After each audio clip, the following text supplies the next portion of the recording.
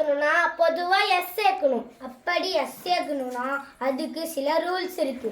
ஒரு வேர்டு கடைசியில் ஒய்யா முடிஞ்சிச்சுன்னா ஒய்க்கு முன்னாடி உள்ள லெட்டர் வவ்வல்ஸா கான்சனட்டான்னு பார்க்கணும்.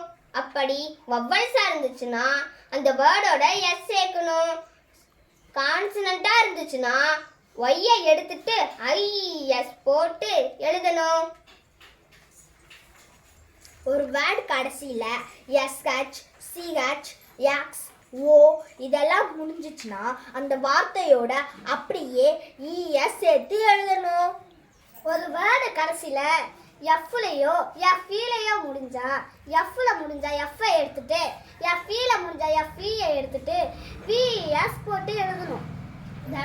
ஒரு வேர்டில் டபுள் ஓ வந்தா டபுள் இயை எழுதணும். தூத்துனா தீத், கூசுனா கீஸ், ஃபூட்னா ஃபீட்.